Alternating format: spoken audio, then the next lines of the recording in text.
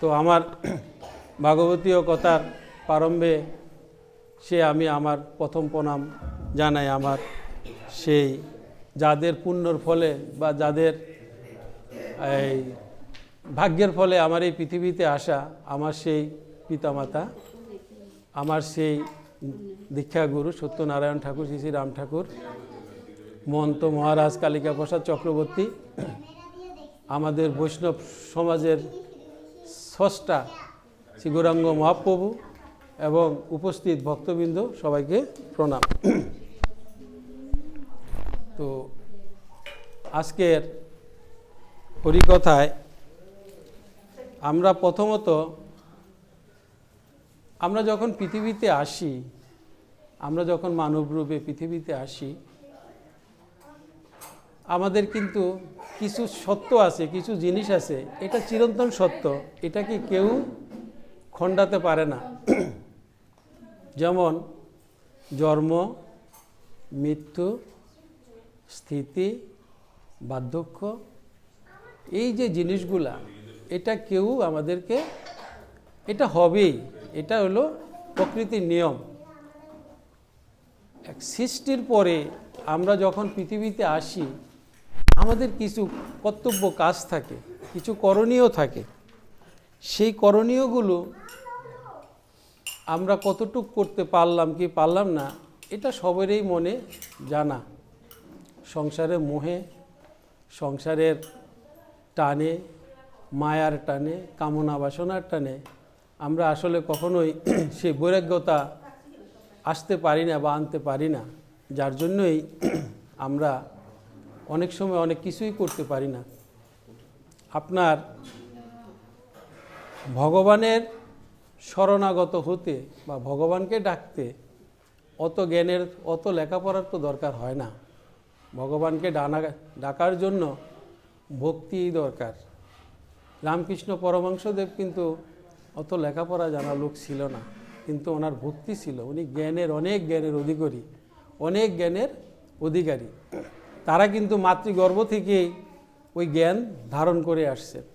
সুখদেব গোস্বামী কিন্তু কোনো লেখাপড়া করা লোক না, মানে ঠাকুর না, গোস্বামী না, কিন্তু তারপরও সে ওই মায়ের পেটে থেকেই তার সব কিছুই সে সেখান থেকে অর্জন করেছিলেন। হ্যাঁ, ভাগবত হয়ে আসছে।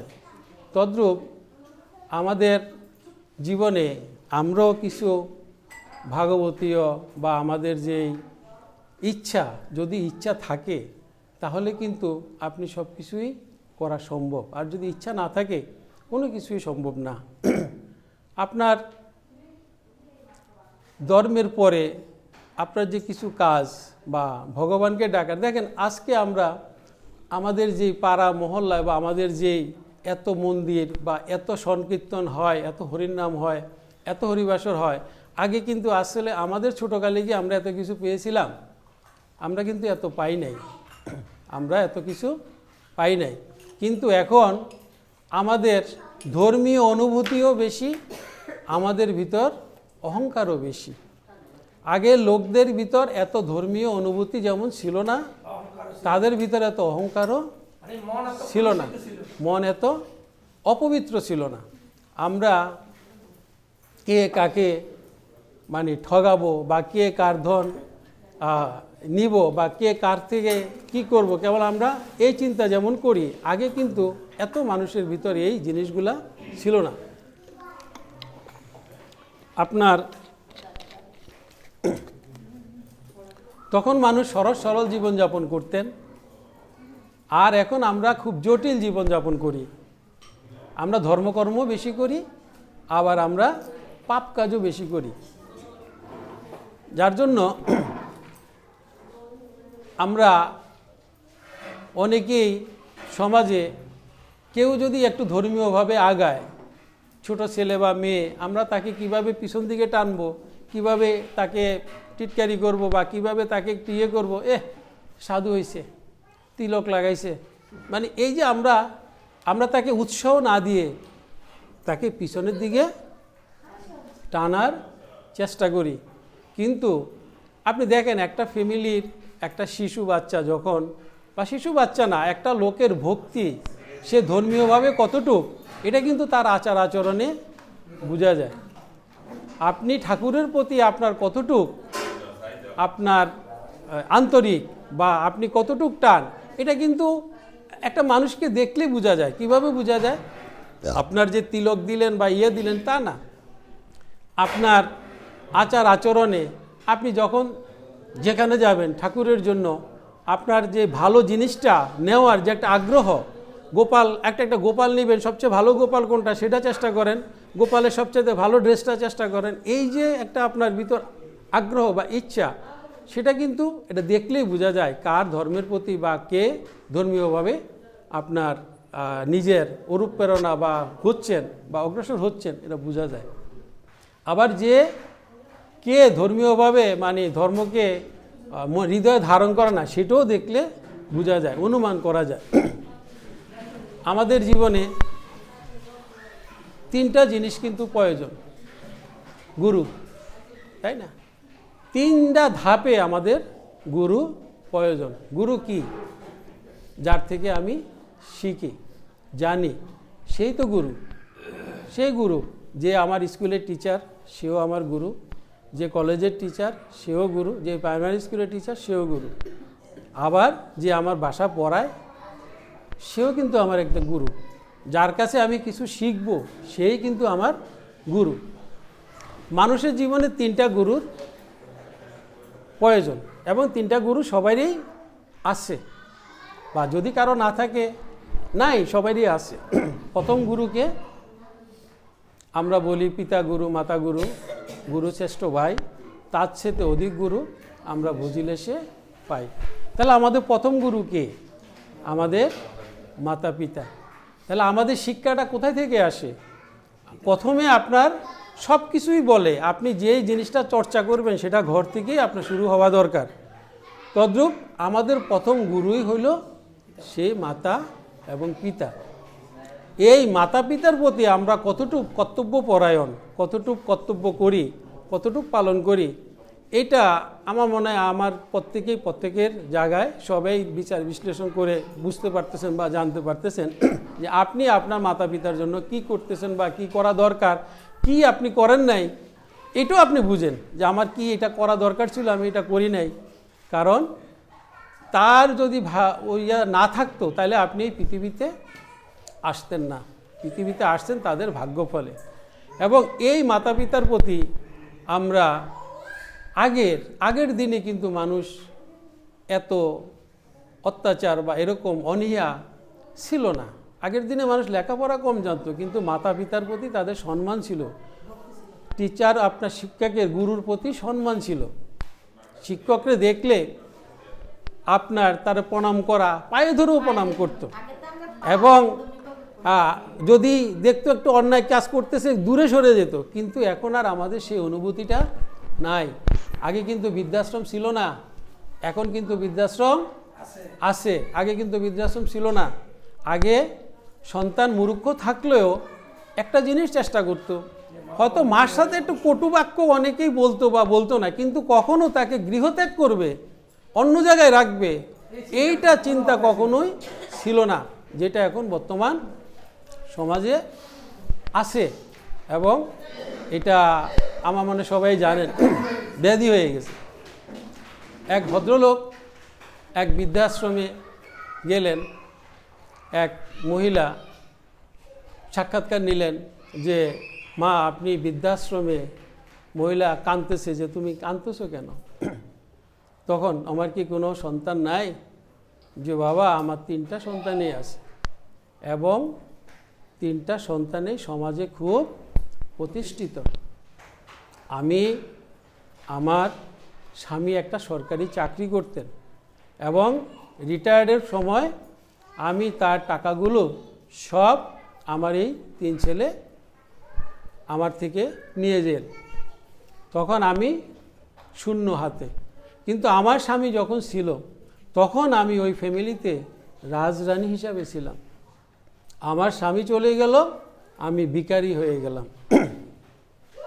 এই বলে ওই মহিলা মানে অঝোর ধারা কান্না শুরু করতেছে। তো বললো, মা আপনি এখন তো এখানে আসেন, এখানে তো আপনি ভালো আছেন, আপনি কান্না করতেছেন কেন? বলল, আমি কান্না করতেছি তারা যেন সুখে থাকে, তারা যেন কষ্ট না পায়। দেখেন, মাকে বৃদ্ধাশ্রমে থাকার পরও মা ওই সন্তানকে কিন্তু বলে নাই, কোনো কটু কথা বলে নাই। মা তখনও বলছে ওই সন্তান যেন, তারা যেন ভালো থাকে। আমি তো এখানে আসি, কিন্তু তারা যেখানে আসে তারা যেন সুখে থাকে। তাহলে দেখেন মায়ের মন কোথায় আর আমাদের চিন্তাধারা কোথায়। আমরা এখনও এই জিনিসটা এখনও আমরা অনুভব করতে পারি না। কখন আমরা বুঝি? যখন আমরা বুঝি তখন আমি একজন মা, আমি একজন বাবা। যখন আমি বুঝি তখন আমিও একজন মা, আমি একজন বাবা। কিন্তু যখন আমি সন্তান তখন আমি বুঝি না। তখন ওই স্মৃতিগুলো যখন মনে পড়ে, দেখেন মা এত কিছুর পরেও কিন্তু আবার সন্তানের যেন সুখে থাকে, সন্তান যেন কষ্ট না পায়, সেখান থেকেও আশীর্বাদ করে। তাহলে আমাদের প্রথম গুরু আমাদের পিতা মাতা। দ্বিতীয় গুরু আমাদের যারা আছেন, সেখানে শিক্ষাগুরু আছে, দীক্ষাগুরু আছে। ওই যে একটু আগে বললাম আপনার শিক্ষক আছে, যার থেকে আপনি এক কলম কিছু একটা জানলেন, সেই হলো আপনার কি গুরু। এটা কে? দ্বিতীয় গুরু। তাহলে প্রথম গুরু আমাদের মা বাবা, যেখান থেকে আমাদের হাতে করি শিক্ষা দীক্ষা সব কিছু ওইখান থেকেই শুরু। এ হলো আমাদের প্রথম গুরু। আর দ্বিতীয় গুরু আমাদের কি? দীক্ষাগুরু, শিক্ষাগুরু, যার থেকে যাই কিছু শিখলাম, এ হলো আমাদের দ্বিতীয় গুরু। তাহলে আর একজন থাকে, আর একজনকে তৃতীয় গুরু। উনি কে? উনি হলেন জগৎগুরু। সে আমাদের ভগবান শ্রীকৃষ্ণ, যিনি হলেন জগৎগুরু। ওই জগৎগুরু মানে কথা হলো, যদি আপনি প্রথম গুরু এবং দ্বিতীয় গুরুর যে কাজটা, যে কর্তব্যটা যদি সঠিকভাবে পালন করেন, তাহলে তৃতীয় গুরুর কাছে আর যেতে হয় না। তৃতীয় গুরু এমনিতেই ধরা দেয়। দ্বিতীয় গুরুর কাছে, তৃতীয় গুরুর কাছে আর ধরা দেওয়ার প্রয়োজন হয় না। কারণ তৃতীয় গুরুর আপনার এই দুই কাজের, এই দুই গুরুর মানে আপনার যেই আপনার কার্যকলাপ বা আপনি কি কি করেছিলেন, এতে সন্তুষ্ট হয়ে আপনাকে ধরা দিতে হয় না। উনি আপনাকে আপনার কাছে এসে ধরা দেয়। এই যে আমরা এখানে হরিকথা বলতেছি, কার সাথে কি আছে আমরা তো কেউ বলতে পারি না। ওই যে অন্তর্যামী যিনি, উনি যে এখানে কারোর সাথে যে নাই, এটা আমরা তো বলতে পারি না। উনি আসে, উনি বিরাজমান, যেখানে হরিকথা হয় সেখানে উনি আসে। ভগবানের কাছে কি সোজা মানে সরাসরি যাওয়া যায়? ভগবানের কাছে সরাসরি যাওয়া যায় না। ভগবানের কাছে যাওয়ার জন্য মূল মাধ্যম হলো গুরু। এবং আপনি এই দুই গুরুকে যদি আপনি সন্তুষ্ট করতে পারেন, তাহলে ওই ভগবান আপনাকে এমনিতেই রক্ষা করবে। এখন প্রশ্ন হলো যে উনি তো অন্তর্যামী, উনি তো সব কিছু জানে, তাহলে বিপদে আপদে কেন রক্ষা করে না? আমরা তো বলি, ভগবান তুমি তো অন্তর্যামী, তুমি তো সব কিছুই জানো, তাহলে আমার যে একটা বিপদ আসতেছে তুমি কেন রক্ষা করলা না? ভগবান বলে যে আমি অন্তর্যামী, কিন্তু সবার জন্য না। তুই আমাকে ডাকবি না, তুই আগের যে গুরু তাদেরকে তুই সম্মান করবি না, কিছু করবি না, তোর ডাকে কেন আমি সাড়া দেব? তোকে কেন আমি সাড়া দেব? আর যে ওই দুই গুরুর কর্তব্য সঠিকভাবে পালন করে, তার মনে কোনো একটা কাজ করতে গেলে ভগবান ঠিকই তার মনে নাড়া দেয় যে এই কাজ করা তোমার ঠিক হবে না, বা কি হবে, বা একটা কাজ করার পরে চিন্তা করে এই কাজটা করা মনে আমার ঠিক হয় নাই। এটা কে বলতেছে? সেই অন্তর্যামী আপনাকে স্মরণ করাইয়ে দিচ্ছে। তাহলে ভগবান যে অন্তর্যামী, উনি যে আপনার কাছে আসে না, আপনাকে সাড়া দেয় না, এটাও ঠিক না। উনি আসে, সাড়া দেয়। কাকে সাড়া দেয়? যে ওনার শরণাপন্ন প্রথম যেই গুরু দুজনের দায়িত্ব সঠিকভাবে পালন করে সেই ভগবান তার কাছেই সাড়া দেয়। আমরা এই কাজটা ছোটোকাল থেকেই শুরু হয়। আমরা আজকে একজনের জীবনী নিয়ে একটু কথা বলবো, সেটা হলো নরোত্তম দাস, নরোত্তম ঠাকুর। আমরা এটা জানি যে নরোত্তম ঠাকুর কত বৎসর বয়স থেকে উনি শ্রী চৈতন্য মহাপ্রভুর সঙ্গে সাক্ষাৎ পাইলেন বা চৈতন্য মহাপ্রভুর দেখা পাইলেন। নরোত্তম দাস গৌরাঙ্গ মহাপ্রভু হলেন বৈষ্ণব সমাজের স্রষ্টা, মানে স্রষ্টা, যিনি বৈষ্ণব সমাজটাকে সৃষ্টি করেছিলেন।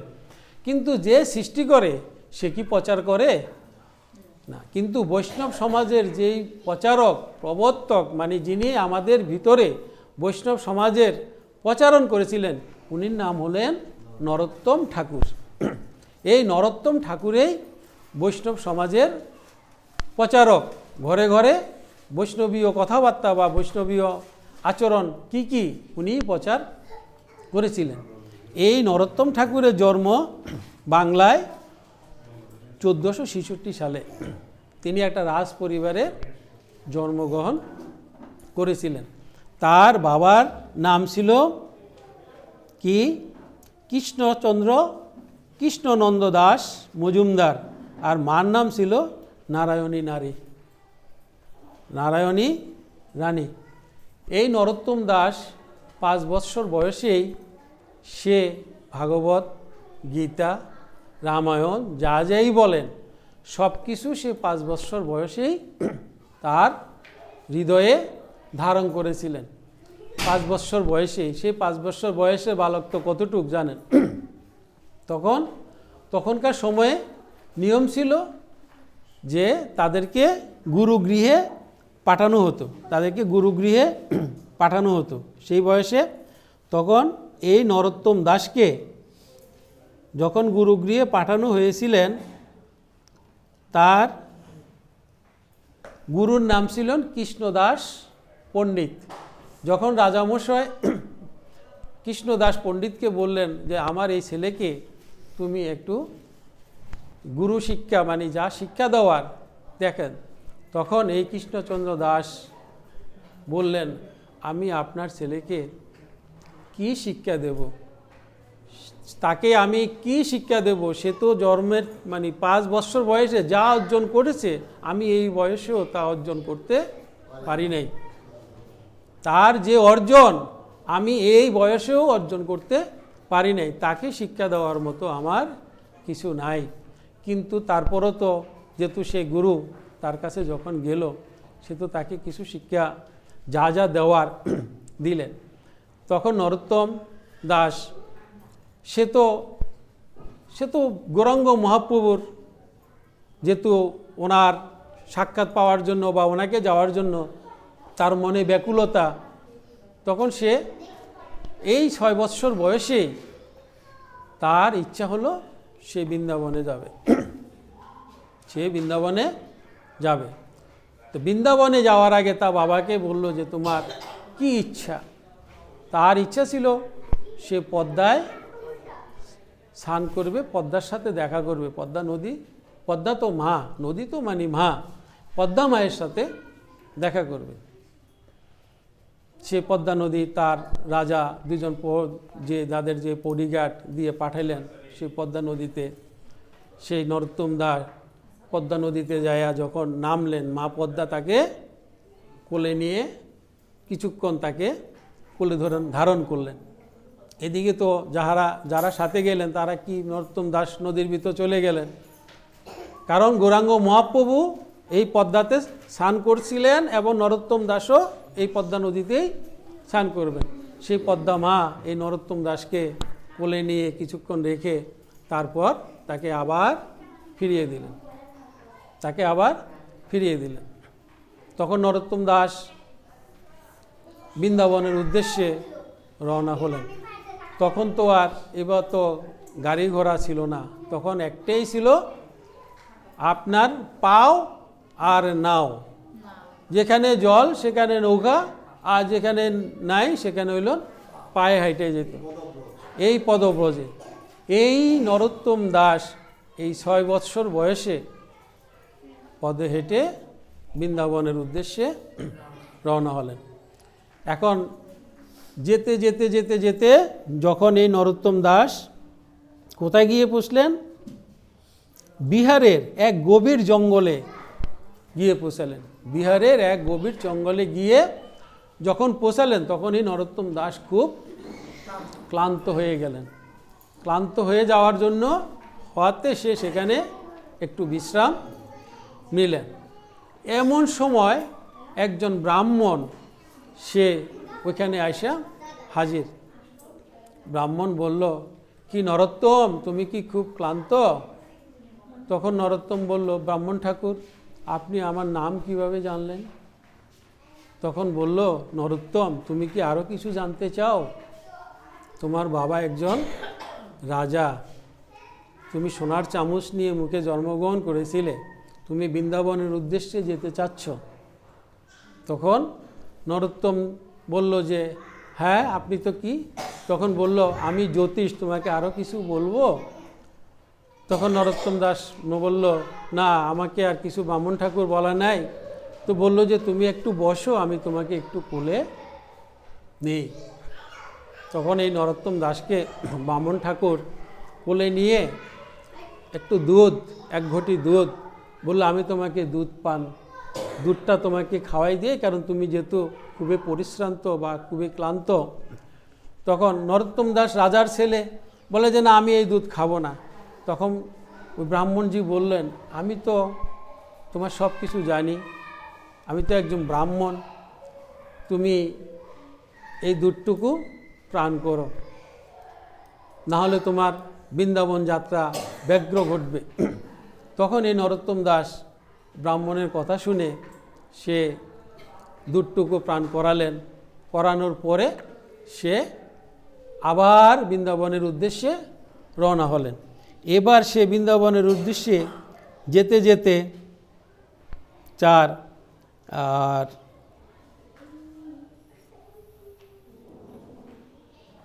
উত্তরপ্রদেশে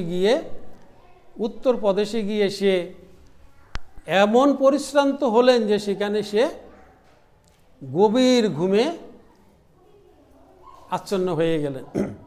তখন গভীর ঘুমে যখন আচ্ছন্ন হয়ে গেলেন, তখন এই স্বপ্নের মধ্যে সেই রূপ সনাতন এবং তারা 2-3 ভাই, তারা 3 ভাইয়ের মধ্যে বললেন রূপ সনাতন গোস্বামী, রূপ গোস্বামী এবং সনাতন গোস্বামী, এই 2 জন তার স্বপ্নে দেখা দিলেন। স্বপ্নে দেখা দিয়ে বললেন যে নরোত্তম, তুমি তো বৃন্দাবনে যেতে চাচ্ছ, বৃন্দাবনে যাবে, তো এখান থেকে তো বৃন্দাবন অনেক দূর।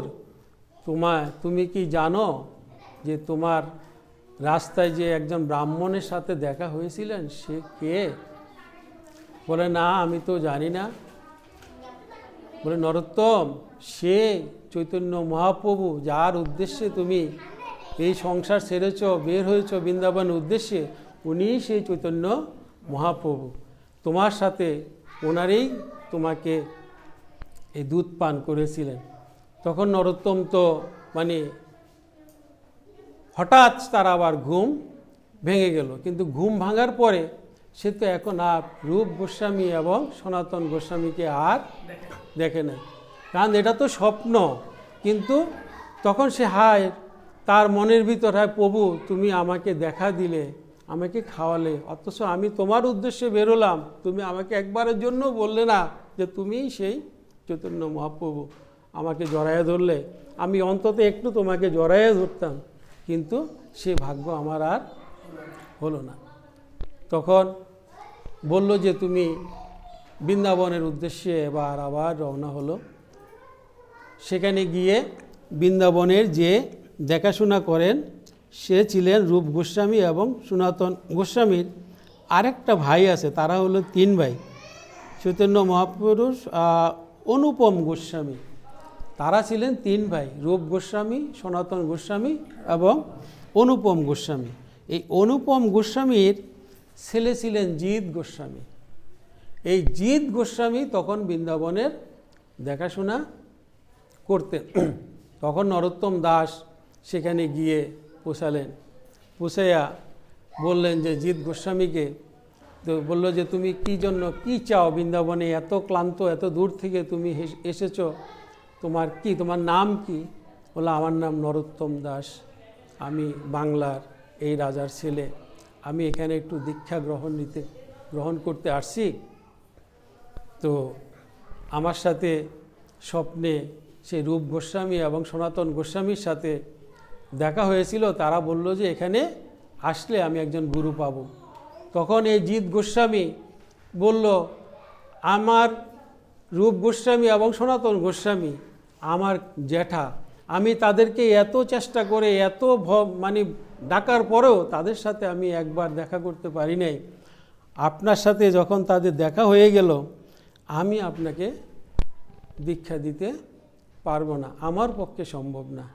কারণ যাদেরকে আমি এত চেষ্টা করেও দেখা পাই নাই, আপনি সেই রূপ গোস্বামী এবং সনাতন গোস্বামী দেখা পাইলেন, আবার গৌরাঙ্গ মহাপ্রভুর দেখাও পাইলেন, আমার পক্ষে আপনাকে দীক্ষা দেওয়া সম্ভব না। আপনি এখানে আরেকজন আমাদের যার সবার পূজনীয় সেই লোকনাথ গোস্বামীর কাছে আপনি যান। তখন এই নরোত্তম সেই লোকনাথ গোস্বামীর কাছে গেলেন। কোথায়? লোকনাথ গোস্বামী সেই বৃন্দাবনেই থাকেন, কিন্তু লোকনাথ গোস্বামী কোনো শিষ্য করে নাই।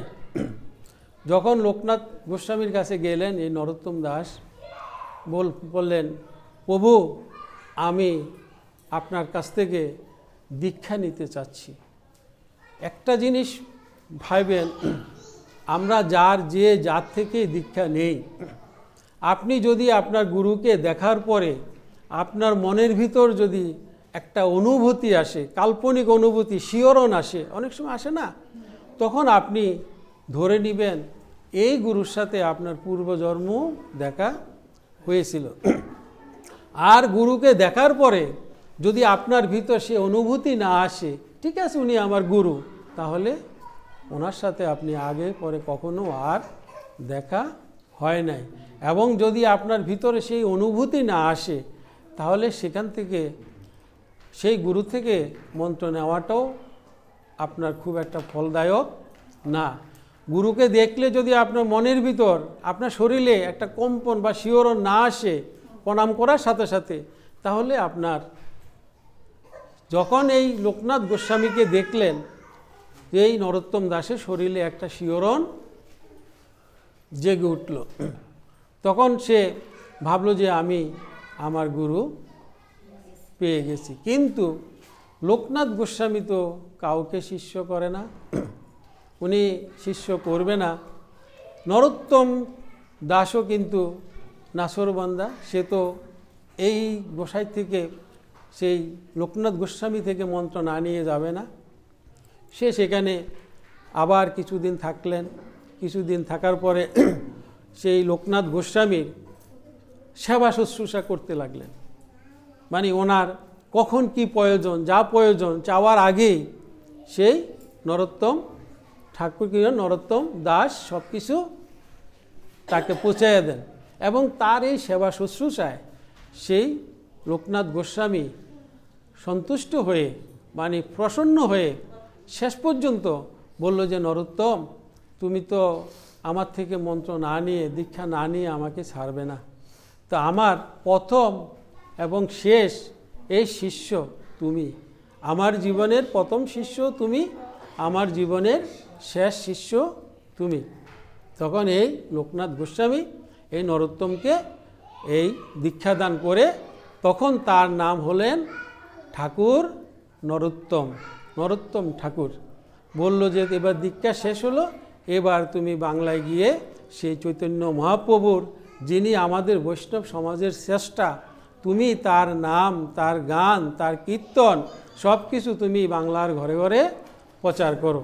এবং এই নরোত্তম দাস এই বৈষ্ণবীয় যে আমরা আচরণ, যে আজকে হরিসভা আমরা করতেছি, এটা কিন্তু গৌরাঙ্গ মহাপ্রভু সৃষ্টি করলো, এটার প্রাণ দিয়েছিলেন এই নরোত্তম দাস, নরোত্তম ঠাকুর। হ্যাঁ হ্যাঁ, নরোত্তম দাস ঠাকুর এই এই আমাদের বৈষ্ণব সমাজের প্রাণ দিয়েছিলেন এবং তখন থেকে ওনার নাম নরোত্তম ঠাকুর। এবং কোনো এক সময় বয়সকালে তখন যখন নরোত্তম ঠাকুর আবার বাংলায় গেলেন, দেখলেন যে তার ভাই, তার আপন তো ভাই নাই, তার নরোত্তম, দেখেন একমাত্র রাজার একমাত্র ছেলে, সেই কিন্তু 5 বছর বয়সে সংসার থেকে গৃহত্যাগ করে চলে গেলেন। ওই যে আপনি কখনো ভগবান শ্রীকৃষ্ণকে অনুকরণ করেন না, কারণ ভগবান শ্রীকৃষ্ণের অনুকরণ করে, ভগবানের অনুকরণ করে আপনি কখনো পারবেন না। কারণ ভগবান যা করছেন আপনি যদি তা করতে চান আপনি পারবেন না, কারণ আপনি গুরুকে অনুসরণ করবেন। গুরু কি বলে, গুরু কি করে। ভগবান গিরি গুরু গোবর্ধন পর্বত ধারণ করছেন, আপনি কি চাইলেই কি তা পারবেন? তাই না? ভগবান ইন্দ্রকে বা দেবরাজ ইন্দ্রের সাথে যুদ্ধ করছেন, আপনি কি চাইলেই তা পারবেন? আপনি পারবেন না। তাই ভগবানকে অনুকরণ না করে আপনি গুরুর অনুকরণ করেন। তদ্রূপ এই নরোত্তম যখন ওইখানে গেলেন তখন দেখলেন যে তার ভাই সেই মানে রাজ্যভার তার ভাইয়ের উপর, কাকাতো ভাইয়ের উপর। তো বলল, যখন নরোত্তম গেল, তার নাম সঞ্জয়, তো বলল যে তো সঞ্জয় তো, তারা তো আসলে ধার্মিক, তারা তো বুঝে নরোত্তম দাসের তো আর ওই রাজ্য, রাজপান্ডার, টাকা পয়সার প্রতি কোনো লোভ নাই। তখন সে সঞ্জয়কে বললেন, ভাইকে, ভাই তুই তো এখন রাজ্যার, এই রাজ্য দায়িত্বে আসিস, তুই আমাকে কিছু টাকা দে, আমি একটা মন্দির করব যেখান থেকে এই বৈষ্ণব সমাজের শুরু, এই আমাদের বৈষ্ণব সমাজের যেই প্রবর্তক আমরা যাই বলি, আমাদের এই সমাজে শুরু করেছিলেন এই নরোত্তম ঠাকুর। এই বলে আমি আমার এই ছোট্ট ভগবতী বাংলার জায়গাটার নাম আমার সঠিক খেয়াল নাই, জায়গাটার বাংলাতেই, হ্যাঁ হ্যাঁ জায়গাতেই, কিন্তু আমার জায়গাটা সঠিক খেয়াল নাই কোথায়। আমি সার্চ দেব, গুগলে সার্চ দিলে যদি পাই, যাতে আপনি বলছেন এখন আমি এটা বাইর করব। আমি কিন্তু এগুলো গুগল থেকে কালেকশন করি আর কি। তো এই বলে আমি আমার এই ভাগবতীয় কথা শেষ করলাম। জয় জয় সদা গোবিন্দ প্রেমানন্দে।